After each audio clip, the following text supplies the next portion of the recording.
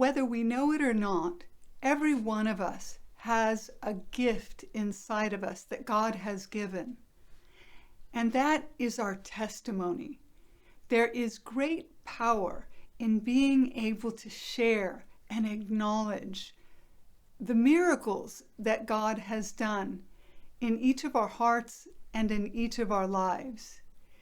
And because of that, Chris and I have prayerfully decided that we want to have guests, people that we love, people that we've mentored, that we've ministered to, that we would have come and share their story, their testimony, and the radical changes that have taken place in their lives because of Jesus. And today we have Bill with us, and we're so excited. Now, this is part 2 of Bill's story. So this video is Meet Bill part 2 after. I encourage you, if you haven't watched it, see part 1, Meet Bill before, to get the complete story of how incredibly difficult and dark Bill's life had become. And now we're going to move forward and begin to take a look at the life-saving measures that God moved forward in order to get Bill to wake up and turn to Him. And so thank you again, Bill, for being here. And now, if you would, share a bit of what it was like, what your world looked like before, just to give people a clear idea of how difficult and how dangerous your life had become. Yeah, so if you missed part 1, when I was little, my dad goes to prison, and my life starts on this track of from being a good kid with a good heart to being hardened. And the harder I got, the deeper I got into sin, really, in my life. The deeper I traveled into places I never thought I'd go. I started in drugs and alcohol, and I moved into violence and gangs. And I got to a place where I didn't even recognize myself. It just, one thing led to another. It was one compromise after another, one step. It was one step. It didn't seem like a big deal at the time, but it got me to a place I became a person I didn't want to be. And just to remind people, what was the nickname and why did they call you that? So the nickname that I had that was given to me, kind of my handle, was Bammer. And there's still people to this day, when they see me, they call me Bammer or Bammers. And I don't really I kind of cringe at it. But it was because I was explosive.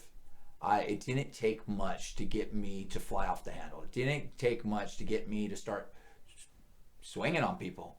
Tell you the truth, you say something wrong and we were fighting. If I needed a weapon, I'd get a weapon. I was really quick to react and overreact, to tell you the truth. And so I was given the nickname Bammer, and I lived by that, and I was proud of that then. I'm not proud of it now. I mean, I even tattooed it on the inside of my arm. I showed you guys last time in part 1, because that was who I was. Mm-hmm. I was Bammer. I wasn't Bill anymore. I was this guy who was about the life that I was living. Mm-hmm. And you also shared where you were at with God. You said something that I just thought was so telling. You said that you were an enemy of God. So can you just briefly kind of remind people of where you were at with Christianity and where you were at with God at that time? Yeah. So as I lived this life that I was living, I was always kind of rebellious, and I've had a lot of trouble in my life at a young age. And so I felt like I wasn't good enough for the world. And what ended up happening, I did know Jesus at a young age. I knew about God, but I didn't understand Him. And so I thought if I wasn't good enough for the world, that I wasn't good enough for Jesus or for God. And so I started to get this complex that God hated me, that I wasn't good enough. And I knew I wasn't good enough, which I'm not still. But I didn't understand it. I couldn't comprehend it at a young age. And so me not being good enough and not realizing he was good enough for me, I thought that he hated me. I thought there was no chance that I could make it, that I just wasn't going to be able to live up to that billing of being a good person, because I wasn't a good person. And so I developed this hatred in my heart for God. I hated him because he hated me. And so I badmouthed him. I lit Bibles on fire. I did a whole bunch of stupid stuff. And I just lived this in full rebellion against God. And when I said I was an enemy of God, I was an enemy of God. Anything that was holy, I would disrespect it. Anything you weren't supposed to do, I would do it and laugh. And so I was in full rebellion and a full enemy of God. And so now things start to happen. Things start to change. You're involved in the gang. You're involved in drugs. You're living a life of outrageous violence, constant fights, carrying weapons. And you begin to notice that God is trying to get through to you in hopes that he can redirect your life. What happened that had you turn to God? So with everything, there's a progression, right? Even in my drug use that I talked about, well, it was the same thing with the violence in the gangs. It just continued to progress. As you get more comfortable with it, you would do more. And I was really headed down this path with this violence and the gang violence and just the way that I was living and my mindset. And I was headed down a dark place. I really was. And there was a party in Oklahoma. A bunch of us went out, 3 carloads, I think, drove out there, and then guys were flying, but I was in a car. And we were driving out to Oklahoma for a 2-week party. And it's a long story, so I'm not going to go through it, but God gave me a sign. And I wasn't the only one who seen that sign. All 3 carloads of people seen that sign on the way to Oklahoma. And I noticed it as a sign. I recognized it as a sign, not as a coincidence in the moment. I didn't really say that it was God, but I knew that there was something that was telling me. And you know what, to be honest, I probably did believe it was God. That there was something telling me, God was telling me that I was headed for disaster. That I was headed for a wreck. If I didn't slow down, disaster was coming my way. And so that was really the first time I noticed, and it probably happened a lot of times before that, but that was the first time I noticed, because it was a dramatic thing that happened, that God was trying to get my attention. That I was headed, like I was actually brought face to face with that I was headed to a disaster. And so I just kind of shrugged it off, though. I mean, I thought about it. I recognized it, but it didn't change my life. I wasn't like, okay, everything's done. I'm going to just change my life now. That didn't happen like that. I went on to the 2-week party, had a blast, whatever, come back to San Diego. And it would have been a couple months later that the cops were knocking at my door at 3 a.m, woke me up with an AK to my forehead, dragged me out of the house, threw me in the back of the car, told me I was going to prison, all kinds of craziness. Another sign, you better slow down. Look at what you're going to reap what you sow. Like, it's catching up with you now. You can't go around being this guy, this bammer that goes nuts everywhere he goes, and it not finally catch up with you. And nothing came out of that, thank God, because God was covering me and he had a plan for me. Now looking back, I didn't know that at the time. But so another sign where God was saying, slow down. You this is where you're going. I mean, it's not a mystery. If you don't get it together, Bill, if you don't change something, it's over for you, and there ain't going to be a second chance. And so that's kind of where this thing started heading with these 2 signs. And then I don't know exactly the time frame of this, but I was smoking a joint, and I was drinking a beer, and I was talking with a cousin of mine, and we were talking about, so like I said, I kind of knew about the Bible already from being my grandma being a Sunday school teacher. My mom was a believer, all that stuff. So I knew about Jesus. I knew the stories. And so we were talking about the tribulation, the second coming of Christ. And when we were talking, I said, you know what? I do believe in God. And if he does ever come back and we're here, I'll make it on my second go round. And as soon as those words left my mouth, I was convicted. I was struck to the heart. I never felt like that in my life. It was like, I'm an idiot, right? As soon as the words left my mouth, I was just struck. And what I was struck with was this. If I can't make it on my first chance when things are easy, how am I ever going to do it on my second try when things are difficult, when the world's in chaos? How am I ever going to make it then if I can't make it now? And so still have a misunderstanding of God, thinking I have to work my way to heaven, which I don't. But these are my misconceptions. But when I said those words, it convicted my heart. God was speaking directly to me. And so I looked at my cousin and I said, you know what, I'm going to church on Sunday. You want to go? And she said yes. And so we went to church on Sunday, and I looked the part. I'm telling you, I walked in, I probably was wearing a slingshot, had a piercing in my neck, and I just bad look on my face. And I went and sat in the back of the church with my arms crossed, like, I'm about to see what God's got for me in here, right? And I'll never forget that the preacher came up, the actual preacher that was preaching at that church, the pastor of the church, Pastor Gary, love Pastor Gary, shout out. Anyways, comes up to me and he put his arm around me in the seat. He sat right next to me, he throws his arm around me, and he could just tell where I was. And he just loved me. I thought, I'm going to walk in this church and people are going to run. And he put his arm around me and just loved me. He was just loving to me and just made me feel accepted and make me feel wanted. Like, hey, he's looking at this troubled kid. He doesn't know where I came from. He doesn't know where I'm going. He just knows I need Jesus.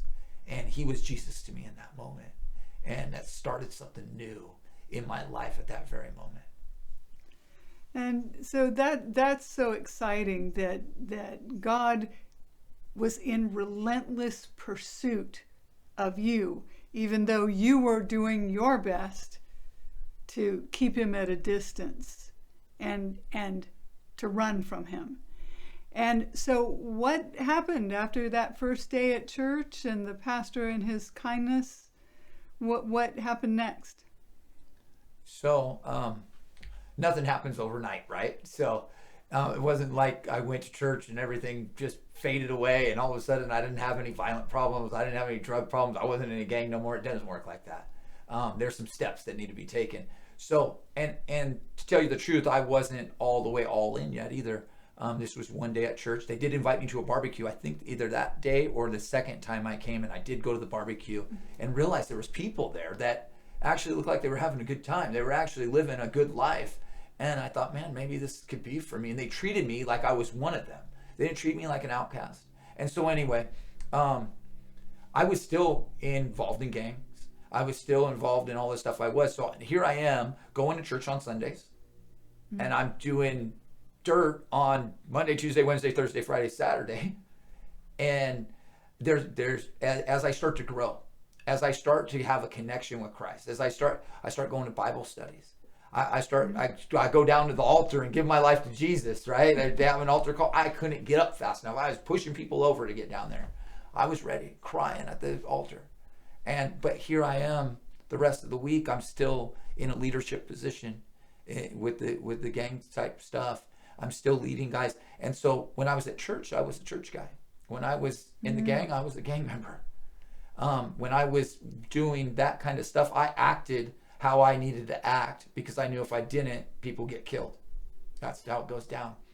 And so there started to be a conflict. There started to be a struggle from the old Bill and the new Bill, the one that's being called to Jesus and the one that's being called to destruction. And so there starts to be a conflict inside of me as I'm doing both things. And I start to realize what I really want in life is to shed the old, that I want to become new, that I want that second chance. I start to realize that Jesus loved me even though I was an enemy of his, even though I lit his Bible on fire, even though I cursed his name, even though I did so many horrible things. While I was still an enemy, he died for me. I started realizing, and that love captivated me. That love started to just resonate. And I was a loving person, but started resonating to a love to love myself. Because I couldn't do that before. I didn't have any. I loved other people. I loved like these guys I was involved with. I actually loved these guys. I would have died for them. But for me, there wasn't really any love for me. And so as I start to be transformed on the inside, that's what I start to want. And these other things that I'm doing start to get in the way. I'm going, I can't live like this. I can't say this and love Jesus and punch somebody in the face tomorrow. Like, this can't be going down like this. And so there was this conflict, and it wasn't happening overnight for me. So I started to pray. As the more I started to get a relationship with God, I started to read my Bible. I remember being so excited that first time when I got my Bible and I was opening and I was finding all these scriptures. And I really started to dig in. And I really started to put myself in position. I'd go to Sunday school, or not Sunday school, I'd go to church, and I'd go to whatever classes they had after church because I wanted to know more. And I really started to dig in, and changes started to happen inside of me. But there was still that struggle. So I started to pray. God, you've got to get me. You don't just walk away from the things I was in. It just doesn't work like that.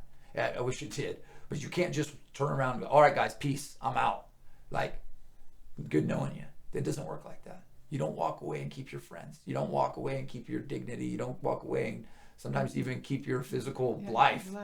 So I was praying for God. God, I'll follow you, but you got to make a way. Can you make a way for me? And I prayed this prayer this probably went on for like, I don't know, a year. I was praying, maybe 6 months. It felt like forever. God, help me. I need you to make a way for me. And so that's kind of where I was at with that part of my life. And that's such a beautiful example of the way that the Lord works. You know, it's not easy to let go of the things of the world, especially if they become part of our identity, especially if they become our network of friends or our social connection. Oftentimes I hear from people that the most difficult challenge that they face in turning their life to Jesus is their friends and the people who have been an important influence in their lives. And they cannot imagine what life would be like if it weren't for those connections and those outlets in terms of what they do with their time, with their money, and what they think is fun. And so God, as we invite him in, as Bill did, there is a war that goes on. I like to think of that cartoon, the old cartoon that used to have like an angel on one shoulder and a devil on the other. And there's a little bit of truth to that example, because as we invite him in, that's what starts to happen. That new Christ-centered person starts to emerge. And the devil is not one to give up easily. And so a fight ensues as to which side is going to win. And so, Bill, what ultimately happened that indicated who was going to win in that battle? What did you do next? So here I am praying for God to make a way. And I'm still acting the way I need. And I kind of stepped down from my position, but I'm still there. I'm still doing whatever I need to do in the moment. And I'm trying to hang out at least as much as possible. Like only the minimum due. Like with the gang. Yeah. What I have to do with all these friends. And I'm close with these guys. So it's not just like a gang of people that you don't know. These are my brothers. Mm-hmm. I love these guys. And so I'm praying that God will make a way. And I remember there was an instant that happened. So like I said, you can't just walk away. And so there was an instant that happened where there were some violent acts that I did in some time where everybody's seen it, everybody knew about it. And here I am going to church, but I'm telling you, if I'm with these guys at the time, I'm going to act like them. When in Rome, do as the Romans, right? So I'm doing what I feel is necessary to do, even though I don't want to do it. Even though I don't want to do it, I'm doing it anyway. So I'm in this meeting, and they go, hey, what happened? Oh, Bammer, he went crazy, and like he always does. And they all laugh. Everybody's laughing because that's just, I'm always doing the stupid stuff. And they look at me and they go, we thought you were a Christian. Mm-hmm. And with my eyes full of tears, I stared back at them and I said, yeah, ain't that the problem? And I drove home that night crying my way all the way home, because there was a conflict inside. There was something I didn't feel good about what I was doing, and I knew I had to do it, and so I did. And nobody told me to do it, so I'm not trying to put But this was something I did just because that's the way I act in that situation, and I had my own reputation to uphold and my own whatever that is. But it wasn't like an order, like, hey, you have to go do this. So it wasn't like that. It was me, and so I can't blame anybody else. And so, but I remember crying all the way home, and I'm going, God, how is this going to work out? Like, I can't live like this. And I think it was only a couple months later that they came to me and they said, you know what? We see that there's a conflict with you, and we're going to let you walk away. You can go. You know, if you got to go, you want to follow Jesus, then go follow Jesus. You can't stay here and be halfway in with us and halfway in with him. We can tell that there's something going on and it's real. And they go, look, if you want to stay, you can stay, but you got to be 100% in. You got to be 100%. If you're going to go, then go. And then with no repercussions. You get to keep all your connections, all your friends. Nobody's going to hate you. You got 5 minutes to choose. And so I sat there by myself in that 5 minutes. And you would think it would have been an easy decision. I've been praying for this. I've been crying about this. But it wasn't. When faced with the real decision, the real walking away, all of a sudden, all those things seemed glamorous again. All that way I was living to go to this new life that was foreign. I knew how to live like that. I didn't know how to live this new life. So all these doubts came in, all these fears, like, you'll never make it. You might as well stay where you're at. And the good angel won that conversation. I walked away. I walked away. I said, you know what? I don't care if I don't know what it looks like. It's got to be better than this. There's life on the other end of this. So I did. I walked away and I kept all my friends. And it was so amazing how God works. And I'll tell you, right after, within 3 months of me walking away from that, all my friends, all my close-knit guys, the guys that I was leading and the guys I was the closest with, all went to prison. 2 guys got life in prison. Another guy got 8 years, a guy 5 years, 3 years.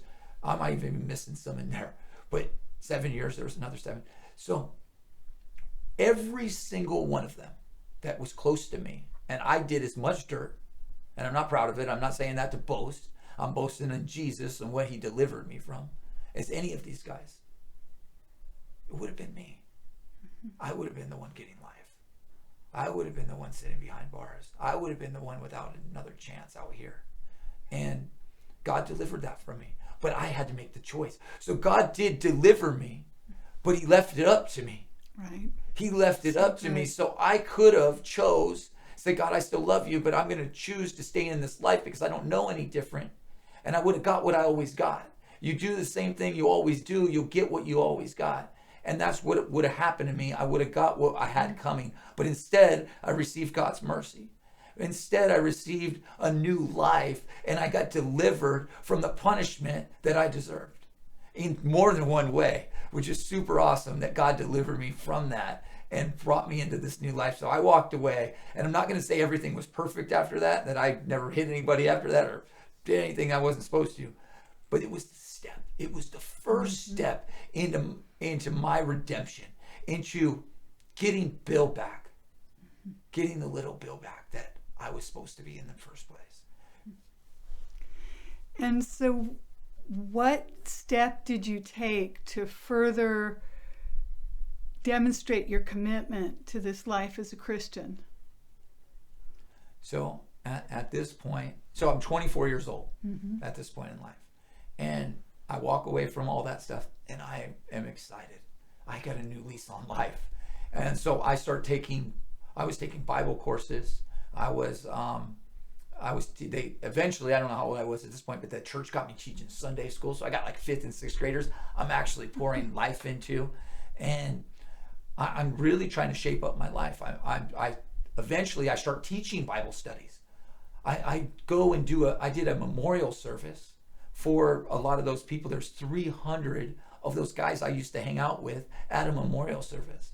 I started being able to pour into these guys that God got me out of that the way he did so that I could go back there. Right. Not go back there as a member, but go back there as Jesus. Go back there to tell these guys that if he did it for me, he could do it for you and give people hope. And so I was able to God let some really amazing things start happening in my life. And I was trying my best to follow. And I just want to be clear on things, is that we fall a lot of times and we think, oh gosh, I failed, it's over. Because we're not perfect. Especially when you come out of a certain way of living, you're learning a new way of living. When a baby learns to walk, they fall, right? They're going to fall down. There's going to be bumps and bruises. You don't just stand up and start running. And so, but I didn't realize that, and I remember, I just want to share a story with you guys.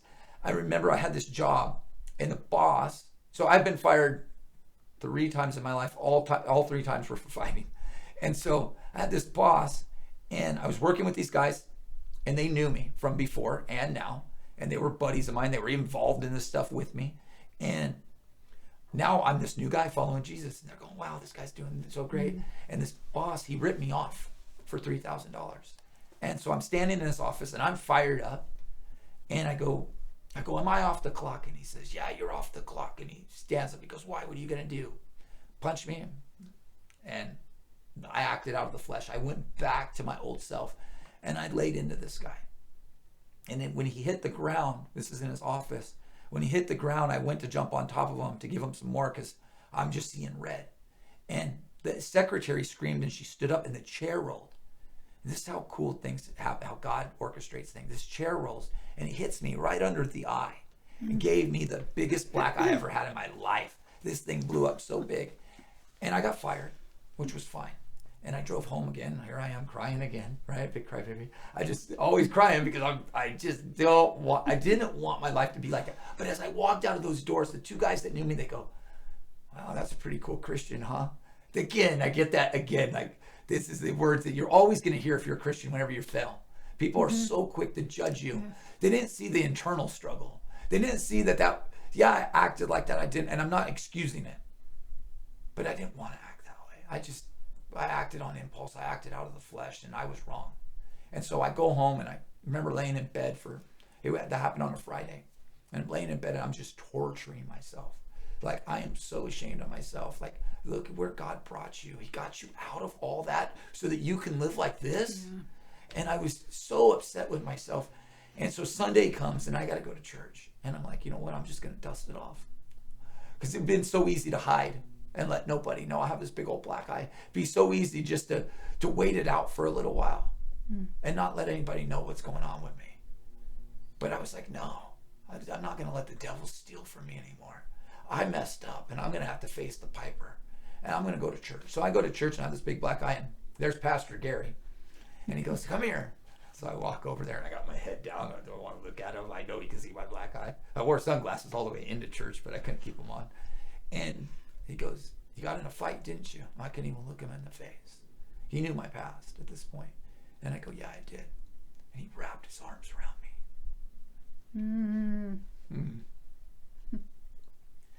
And he whispered in my ear, and he says, forgive yourself, for Jesus already has.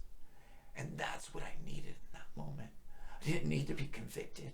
I didn't need to be guilted or shamed. I needed forgiveness. And I needed to know that I could forgive myself, that it was okay. It was okay to move on.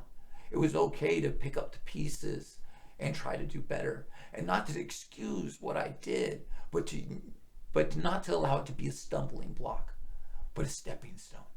And that's what I learned in that moment with Pastor Gary. And it was just what I needed. And God is so amazing the way he works, and he orchestrates things in our lives if we just show up. And that was the thing. If I didn't show up, I didn't get that teaching moment. Nothing changes if I don't show up. And so, yeah. And so, again, just God bless Pastor Gary. Is he currently leading a church? I don't think so. I haven't talked to him in a long time. Okay. But God bless Pastor Gary and all those pastors out there who can recognize and respond with the same kindness and compassion and mercy that Jesus has shown us all. And so, Bill, you told me that you took a step and you got baptized. What did that baptism look like for you? Yeah. So I'm going down this path. I'm out of all those things. I'm following Jesus the best I can. And I decide my next step is to get baptized. It's time to show God and the world that this is what it's all about. And I remember I went to Pastor Gary and I said, hey, some of my old friends want to come. Like, I want to invite my friends, and they wear colors and all this stuff. And he goes, I go, is that going to be a problem? He goes, no, not at all. Invite every single one of them. Tell them they can wear whatever they want. We just want them here.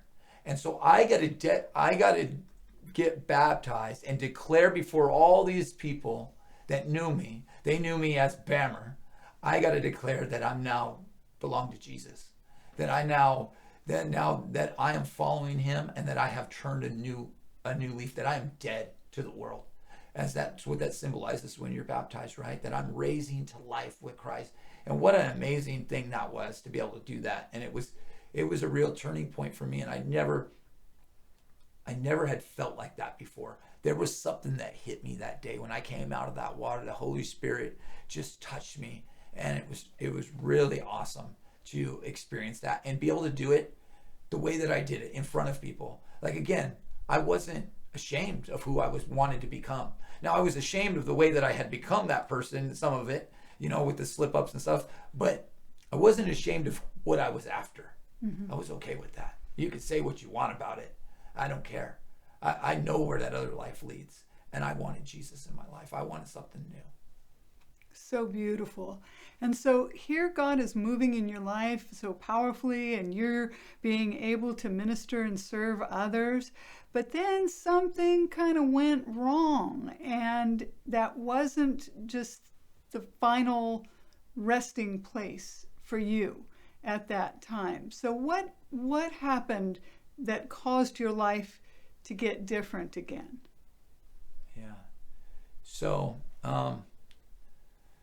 that's a complicated question with a long answer. But so here I am doing amazing things. God has transformed me. He's changed me. He's given me this new perspective, a new lease on life. And I'm going after it. And I'm not doing it in a perfect way. I'm not going to try to fool you and say that I had it all together, because I didn't. And so from 24 years old for about 6 years to about 29 or 30, somewhere in there. So maybe it was 5 years. But I was really seeking after God. I'm teaching Bible studies. I'm going to Bible classes, not at a college, but classes that actually have college credits. I'm learning because I wanted to know what I believe, and I wanted to know that, make sure that what I was believing was true. So I want to learn as much as I can about the Bible. I'm teaching Bible studies. I'm teaching Sunday school. God's doing all these amazing things. I'm choosing him over me. I'm choosing this new way of life. And I walked this life for a while, and you start to compromise some things when you wait for God. And that's what happened to me. I was waiting on some things in life that I didn't have and that I thought I needed. And I started to make some compromises. And that's really where it starts. It's one compromise at a time. I can point, and I will get there. I can point to the instant. But what led to that instant? It was one compromise at a time. And a lot of times they're small. A lot of times it starts right here, just in a compromise of the heart. A compromise of like, well, that might be all right. It starts with that compromise. And that's where it started with me. But it ended up being a pretty girl, right? So I always say at least she wasn't ugly. But it started with a pretty girl, and I knew it wasn't right. I knew where I was going. God was calling me to be pure. He was calling me to give him everything, to be about that life. And he wanted me to give up sex before marriage. He wanted me to give up drugs and alcohol. He wanted me to give up fighting. He wanted me to give up all those things. And I was doing good in some areas and bad in others. And so one compromise at a time, and it just led to a slippery slope. Once I allowed my heart to get there, it was game on. Everything was a freebie. I never went back to being in a gang. I was sick of that life. But I did go back to doing things that I thought I'd never do again. I went back to fighting. I went back to violence. I went back to, sleeping around. I went back to drugs. I did drugs and alcohol. And it started off slow. It started off slow, but it was a slippery slope, and it real quickly picked up steam. It real quickly turned into a snowball that I couldn't stop from rolling anymore. Like in the beginning, you think, well, I can just stop this. This was my mindset.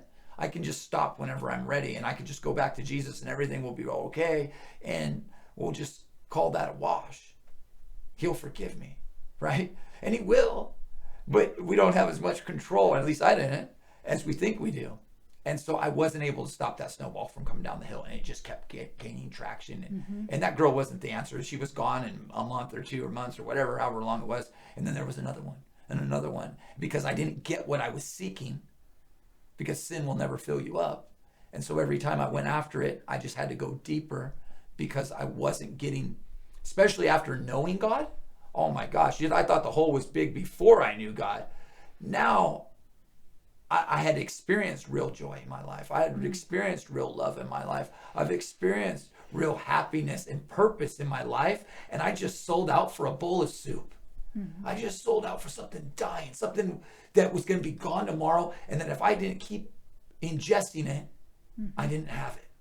And so it just sucked me in to this life that was, oh man, it was miserable. It was really miserable. I mean, it was good when it was good, but it's only good until it's not. And then you got to start all over to keep it that way. And so it really brought me into another dark place. But at this point, I'm saved. I'm going to heaven. I'm a child of God. I'm just backslidden. And I'm basically, as you've called me out when I first met you, Regina, I was the prodigal. I had went back out into the world, and I was eating with the pigs. I was back in all that chaos that I struggled and fought to get rid of in my life was back in my life. Here I am again, kicked out of concerts, kicked out of weddings, kicked out of everywhere I went. Those violent tendencies came right back. It was like I've heard somebody tell a story, one of my friends tells a story about the guy who gets out of the dumpster. You know, it took him a long time to get into the dumpster the first time. But once he gets out, it's when he's ready to go back, he doesn't just look around the dumpster, he just jumps in, because he's already been there. Yeah. He's comfortable with it, he's familiar with it. And that was me. I just went fully back into the dumpster. I just dived right in because I knew what the bottom looked like. And I'd like to say that it only lasted for a little while, but it took 10 years of my life. 10 years of wreckage, 10 years of shipwreck and disaster followed me. And it wasn't, I got what I wanted, but I didn't want what I got.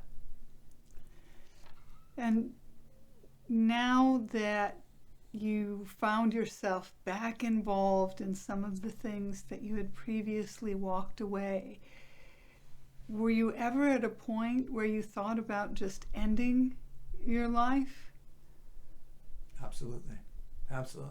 I hate to admit that, because I always prided myself on not being a guy who would commit suicide or any of that. I thought I was stronger and tougher than that.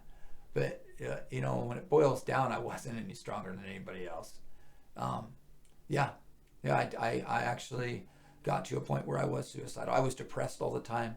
I was drinking every day. I was smoking every day to try to mask the hole. And I'm not saying that God wasn't in my life in those 10 years, because there were times where I did try to go to church. And again, here I am going to church on Sunday and beating people up on Monday. And there was a constant battle. There was a constant struggle, a pull, because I knew who I was supposed to be. I knew how I was supposed to act. I knew that my relationship with God wasn't severed because God severed it, but because I severed it. Because I walked away. His presence is an open door. He was always ready for me to come back. He was standing there inviting me to come back, and I was the one keeping myself from his arms. And knowing that, it was really hard on me, because I was selling out, like I said, over a bowl of soup. I was selling out for what I couldn't hold on to. And it was really hard for me. And by the end of the 10 years, I had to get my gun out of my house because I was staring at it. And I was definitely contemplating some things I had never really contemplated before, because I had lost my way so much that I didn't know if there was a way back. And so that went on for, you said, 10 years. What happened that had you start to make different choices? You had been in a long-term relationship at that point, right? And so what began to change that caused the light to go back on for you? So yeah, you're right. I was in a long-term relationship, and it was tumultuous. It was on and off for 8 years. There was a lot of brokenness there. There was a lot of hurt that I caused, and the way that I wasn't the man I needed to be, right? I just wasn't, and it caused a lot of pain. But it not only caused pain for her, but it caused pain for me. And I got into such a dark place. I started to do things that I didn't want to do in life, and I ended up being somebody I didn't want to be. And so, at these 10 years, really had its toll on me. After failure after failure, after disgusting thing after disgusting thing, after shame, after guilt, after all this stuff I had piled on me, it finally got so heavy that I couldn't carry it anymore. It finally got to a point where I was so weighed down by the burden that I had placed on my own shoulders that I was broken. The relationship was over. I was by myself, and I was finding I didn't like the guy. I didn't like who I had to live with. I wasn't happy with the man I was. And like I said, I didn't know that there was a way back for me. And so here I am after all this pain I caused, and it's catching up with me. I've become this guy I didn't want to be. I've done things that I said I would never do. And it was hard. It was heartbreaking. I broke my own heart. I was a shell of a man. I was broken to the core. And so I'm going on after by myself now, and I've got all these party friends, good time friends, and we're having a good time and whatever. And my birthday's on Valentine's Day, February 14th. And so I turned 40 that year. And so the 14th, I was at a bar, and I was drinking whiskey, smoking weed, and doing cocaine in the bathroom. And I was doing the same thing on the 50th. Well, I went out to Arizona, had to party out there because it wasn't enough here. And so I went out to Arizona with a bunch of buddies. Same thing, 15th, 16th. Came home on the 17th. And I hit my knees. I was so broken. I couldn't live like that anymore. I couldn't live like that anymore. One way or another, I couldn't live that way. And so I cried out to God. I knew that every time I had cried out to God before, that I really wasn't giving him everything. That I was really saying, God, help me and allow me to do nothing. Let me just keep doing what I'm doing and ask you to just say something and make everything different. But that's not how life works. That's not how God works. And so I hit my knees, and I'm crying out, and I got tears rolling down my face. I'm all by myself, and I'm crying. And I was just so broken inside. And I go, God, I know that your word says if I have a mustard seed of faith, you can move mountains. Can you move some mountains in my life? And I've never heard God's voice, and I didn't in this moment either, but there was an impression inside of me that I felt saying, Bill, you can't keep doing what you're doing, expecting me to change it. Give me something to work with. And here I am on my knees, and I hear that inside. And I wipe the tears off my face. It's all right. I'll give you something to work with. So I wiped the tears off my face, and I grabbed a piece of paper and a pen. I said, God, for the next 40 days, I'm going to give you 40 days. I love how I give God it all, like a time, right? But I couldn't start with anything more than that. I knew I needed more than a day. But I tried to come up with something feasible, something I know that even if I was miserable, I can gut it out, because I'm making a promise here. I'm making a promise to God that for 40 days. And so I figured I could do anything for 40 days, but I can't go too long, but we'll go 40 days. Let's start with 40 days, God. So God, I'm going to give you the next 40 days of my life. And everything that's between me and you, I'm going to write it down on this piece of paper, and I'm not going to do it. And so I wrote down sex. I wrote down drugs. I wrote down alcohol. I wrote down punching people in the face. I had a laundry list. Video games were on there, right? I had all this stuff on this list. Whatever came between me and him that I put before him, I wrote it down. And I said, you got these things, God, for the next 40 days. And what I'm going to give you is I'm going to read my Bible every day for 40 days. And this is a guy who had studied the Bible, but hadn't been in the Bible. My Bible was dusty. I hadn't been in that Bible. I've been drinking. I've been partying. I've been doing whatever I'm doing. I haven't been in my Bible. I haven't been praying. So I'm going to pray every day. I'm going to read my Bible every day. And it was the hardest 40 days of my life. I'm not going to lie. I'm not going to lie and tell you this was easy. Like, oh yeah, boom, 40 days just went by. No, I had to live those 40 days. I had to live those 40 days. And it was the hardest 40 days of my life. Look I just gave up sex, drugs, and rock and roll cold turkey one day. Like, that's not easy. But it's doable with God. And so here's what got me through the 40 days. I knew that if I did my part, God was going to do his part. I knew that if I heard him, not a audible voice, but I heard, if you give me something to work with, I'll do my part. Give me something to work with. So I knew if I did my part, he was going to transform my life. When I was asking for him, I wasn't asking for him to do it alone. I was partnering with him. I was telling him, God, I'll give you this and I'll do my part, but I need you to do the healing inside. I need you to do the transformation. I need you to do the strengthening, because I can't do that part. And it was hard, but I did. I kept up on reading my Bible, and I kept up on praying, and that got me through those 40 days. It got me through those 40 days, and something happened inside of me in 40 days. And I'm telling you, it was miserable. It was hard. There were days that were good, but there was a lot of days I cried myself to sleep. There was a lot of days I laid on my face on the ground crying out to God. I never cried so much in my life as in those 40 days. And so what happened was, at the end of the 40 days, I seen some things were changing inside. It wasn't done yet, but there was some stuff changing. Some stuff was breaking off. And I knew I wasn't strong enough. So I said, God, you know what? I'm going to write another 40 days. So I got a piece of paper and I wrote another 40 days. No drugs, no sex, no whatever, right? And after that 40 days was over, I wrote another 40 days because I knew I wasn't strong enough. I wanted more of what God was giving me. I could see that God was changing me. I could see that there was healing going on in my heart, and that the way I used to feel was getting less and less.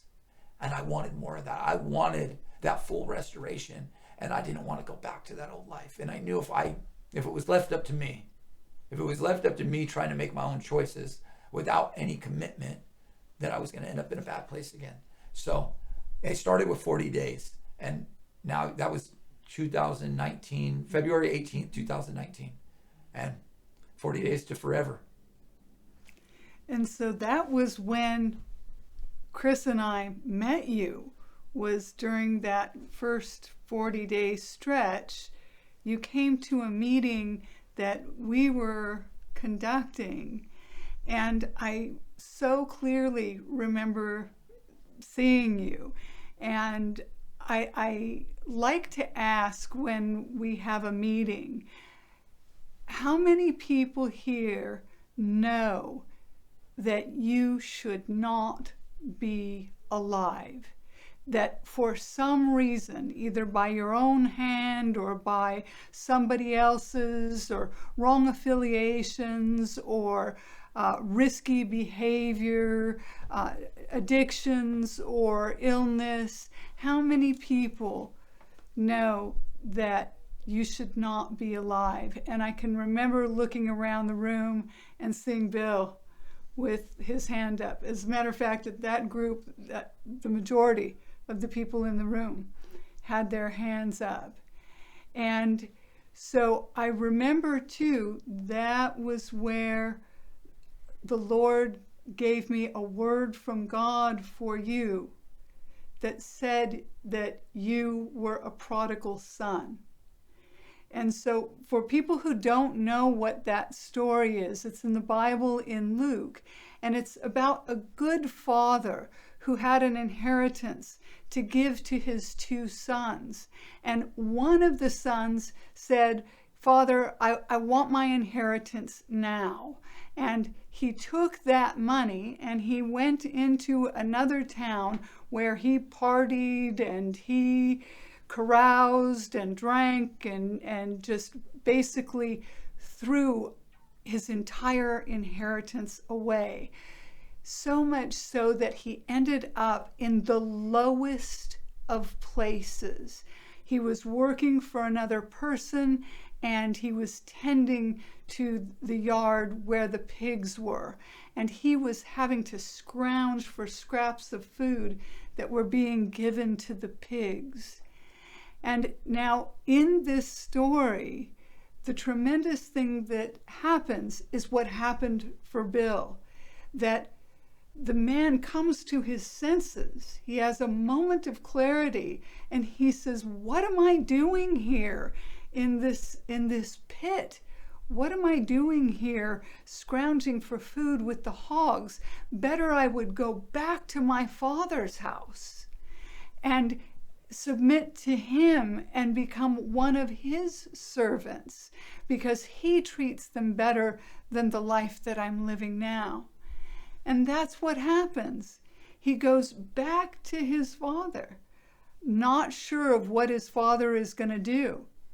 Is his father going to tell him to get out of here and how dare you? Or is he going to greet him with an embrace?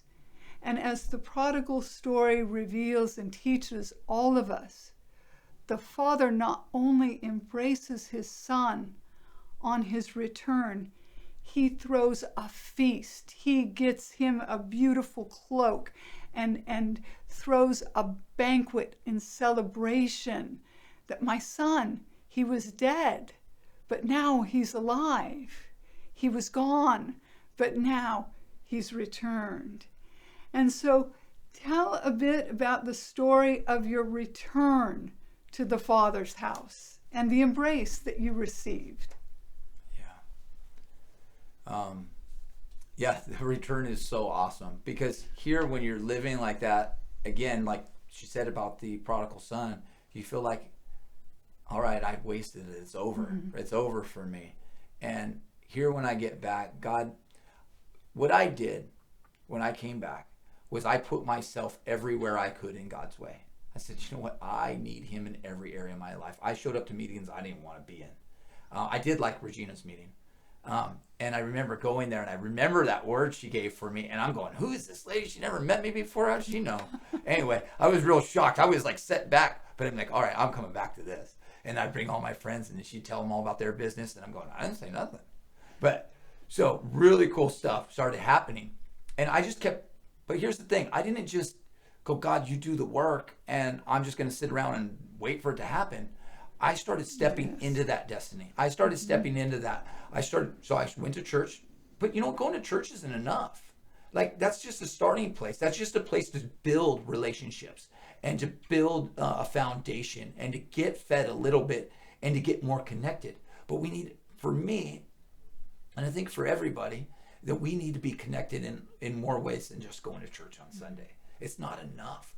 Like, I want to be all about this life. I want to experience God in every aspect of my life. I want the life more abundant in every aspect of my life. And in order to get that, I need to allow God into those places. So I started going to church. I started going to men's groups. I started going to prayer meetings in the morning. I was going to Regina's group on Thursdays. I was going, and not only that, I started to do some work. I started evangelizing. I started going out to the streets and witnessing to the homeless with a ministry group. I got involved in ministry. Mm-hmm. And God gave me everything I wanted. Like, I have a journal, and I read out of that journal from time to time. And I was praying in there I needed a friend in my life. Paul. I was asking God, I need people in my life. Like, here I am coming back from this other life. All the guys I know, they don't do this life. And I don't want to do it alone. Here I am, I have no girlfriend, I have no Christian friends that are living this life, so I'm by myself. And nobody can make it by themselves, right? Like, that's not how God intended it. So I'm praying and I write it down. God, I need a Paul. I need somebody to train me. I need somebody to teach me. I need somebody to pour into me. He gave me that person. He gave me that person. I put a couple different people in there. I wanted a Paul in my life. I wanted a Timothy in my life. I wanted a wife in my life. So I got the Paul first. I now have the Timothy. I don't have the wife yet, but she's coming. And I know that because God is faithful. I know that because God's still moving in my life, and story's not over yet. But this embrace, when I came back, I found that life more abundant. I found that joy again. I found that happiness.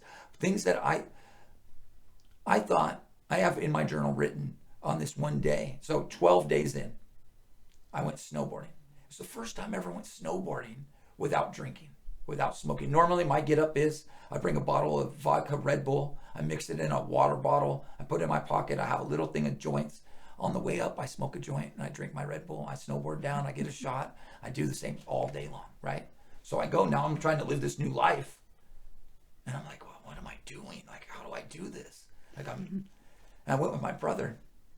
And the snowboarding was relaxing, it was cool, but it wasn't the same. And I was feeling weird. I had to relearn how to live. I couldn't go to a baseball game without drinking before.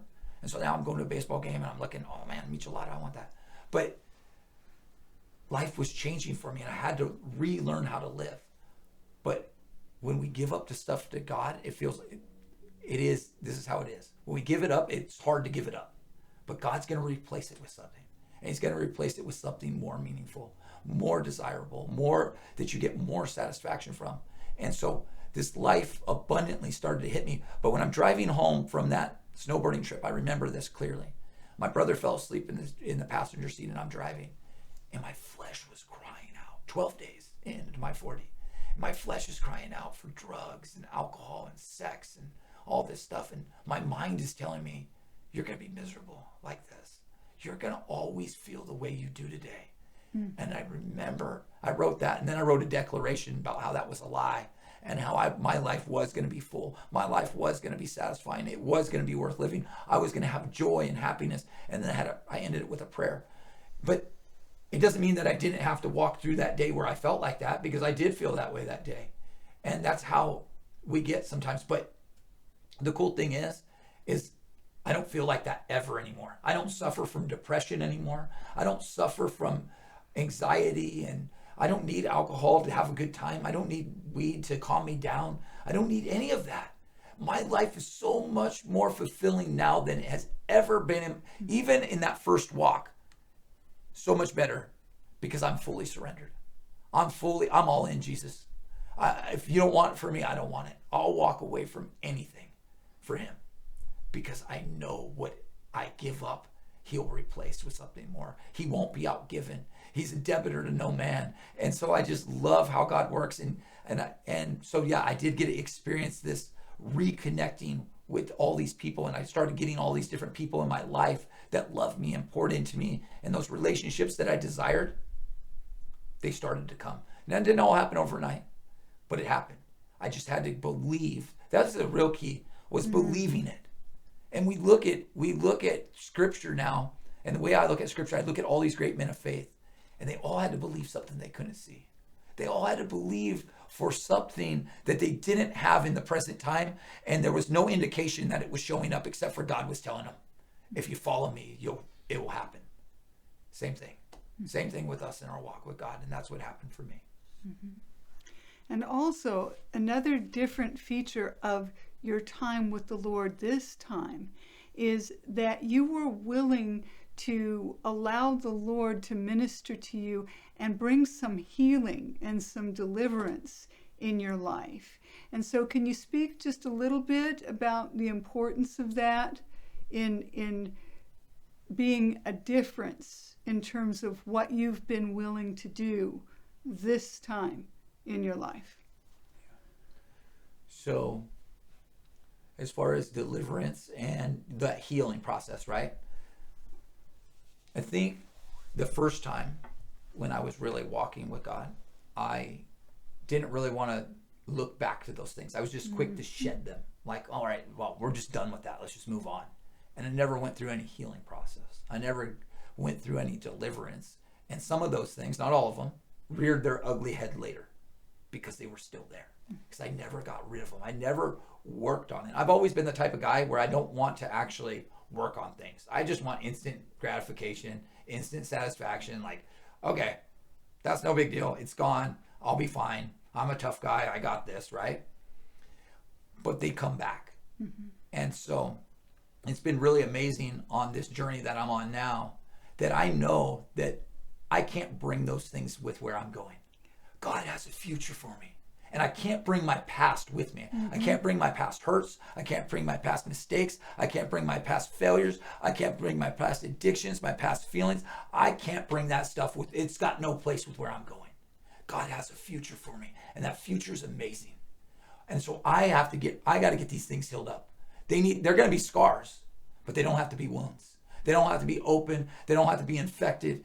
I always have those scars of the life that I had, but they're beautiful because it's a life story. It's the story of what God has done and transformed and healed. A scar is healed. Mm-hmm. And so I might bring the scars with me, but I'm not bringing the pain with me. I'm not bringing the sickness with me, the disease with me. That stuff is gone. And so, yes, I have dived into that. And I've done, and that's done intentionally. It's not done, that doesn't happen by accident. We have to be intentional about this life.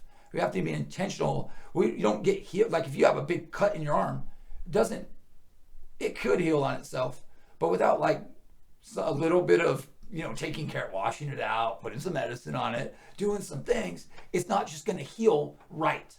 Mm-hmm. You have to be intentional about it. And it's the same thing spiritually. It's the same thing in this walk with God, that those things that I did, those ways that I lived, they carry some heaviness to them. They carry some pain. They carry some things that could travel with me if I allow it. And so I've been intentional on getting rid of those things, having counseling meetings and healing sessions and doing those, working through those, talking about them, crying about them. I'm not a guy who likes to cry. I'm just going to be honest. I've always felt weak when I cry. I don't like to cry. I'm okay now. I'm all right to cry. It's all right. Because crying is okay. I don't have to, I got nobody to impress. I got no front to uphold. It's me and Jesus. And he's okay with me crying. He's okay with me being sensitive. He's okay with me being vulnerable. He's okay with me working through those things. And so that had prohibited me before because I didn't want to be weak. And now I know when I'm weak, he's strong. That's what that verse means. Mm-hmm. I have to allow my weakness to be available to him so he could show his strength in me. And so I have been intentional about rooting out anything that I might carry with me into my future that doesn't have a place. And Chris and I have just so enjoyed being part of that for you and getting to know you in a much more personal way. And we, of course, can see the evidence of God's hand on your life in all of the things that he has you involved with. And, Bill is now doing things like the 99 ministry and Bible studies and a men's group at a recovery home and mentoring and just being faithful in everything that the Lord has asked of him. And so, Bill, what I would like to do is have you pray for people, because there's so many points that you have mentioned here. And I know that there are people that are listening that maybe have some similar experiences, or even now are currently in a backslidden space and think maybe they've just missed their chance, that the Father isn't going to meet them with an embrace as he has met you. So would you go ahead and pray for the people who are watching today? Yeah, I will. Before I do that, I just want to address some of you out there. If you were like me and you felt like you're not good enough for God, and you thought and you think that God doesn't have something for you, that somehow there's something about you that's worse than somebody else, and that God doesn't love you, I just want to tell you that's a lie from the devil. That God loved you so much that he sent Jesus to die for you. He died on that cross because he loved you. You personally, not just me, not Regina, not anybody else, but you. He has a special love and design for you, and he hasn't given up on you. Wherever you're at in your life, if you've never believed on the name of Jesus, maybe you thought it was too difficult, that it required some kind of work of you to be perfect. I want you to know that Jesus says, he who believes in me has everlasting life. Yes. He says that in John 6:47. Surely, surely I say to you, he who believes in me has everlasting life. If you believe on his name, if you believe in him for that, it's yours. He tells the woman at the well, if you asked of the water I give, you would have asked, I would have given you living water, that you would never thirst again. The water that Jesus gives isn't like the world gives. You'll never have to go back to that well. You'll never have to go back because one drink is enough. Because his sacrifice that he made was enough to save all of us. And it takes that one moment of faith to believe in Jesus for what he's offering. What's he offering? Everlasting life. He's offering you everlasting life today if you would believe in him. Now, maybe you were like me and you followed for a good time and you're saved and you're going to heaven, but you're not living like it. I want to encourage you. God still has something for you. You're on this planet because God still has a work to do in you. Because God still believes in you, even if you don't believe in yourself. Just like he did for me. After 10 years, I had no belief left. Maybe you're there. Maybe you're that person where you're like, God, I was like, God, it's a mustard seed. That's enough. A mustard seed is enough. So I want to encourage you to turn and come back. Come back home. He's waiting with open arms. So let me pray. Father God, oh, your mercy is new every day, God. You are amazing. I thank you for just everything that you've done in my life from beginning to end. Yeah, it was painful, God. Yeah, there was struggle. Yeah, there was suffering. But thank you that you were there through it all. Thank you, God, that you carried me through, that you cared about me, that you were relentlessly pursuing me through those things until you got me. And there's people that are listening right now that you've been pursuing, that you've been coming after, that you've been screaming their name. They've been ignoring you. God, I pray they hear your voice today. The voice that says, I love you. Forgive yourself. For I already have. That they feel your arms wrap around them, saying, come back home. Or come home to begin with. Be a son. Be my daughter. Be adopted into my family. Put your trust in my son, Jesus, for everlasting life, and it's yours. You'll never thirst again. God, I thank you for those who are first believing in you right now, that they have come to that realization that they're saved through grace. That they now belong to heaven. That no longer are they the old person they used to be, but they're now a child of God. I pray for that person, God, that they would start to move towards you. That they would get themselves in a church. That they would get themselves a mentor. That they would start on that journey towards you. Because you didn't save them just to keep living the way they're living. They're going to heaven, God, and you have something for them right now. So I pray over them, God, and then I just pray that you would start breaking strongholds down in their lives, that all things would be made new, that they would feel that love and that joy like they never felt before. God, I thank you for those who just first believed right now. I thank you for those who have walked away and been eating with the pigs like I have, even if it wasn't as bad as it was at one time. They still feel guilty. They still feel estranged from you, walking away from their Father. God, I pray over them that they would know that you haven't left them, that you haven't forsaken them, that life is not over, that the best is still yet to come if they want it. Maybe they're in a really low place right now, and they don't feel like they can hear you. I pray they hear your voice saying, come home. I love you.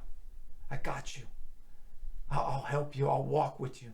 God, I pray for that one, that they would come home, that they would continue like I did to put themselves in your path, joining group after group, getting in your path, praying, making sacrifices, making declarations, writing down in 40 days if they have to, 7 days, whatever it is, giving you something to work with.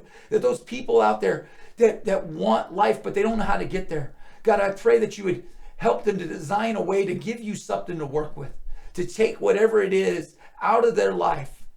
They have to do that. You're not going to do it for them. But that they would come to the realization that these things in their life that are keeping them from you, that are keeping them where they're at, that they would put those on the shelf, that they would move those aside. If it's for 7 days or 14 days or 40 days, God, that they would give you something to work with.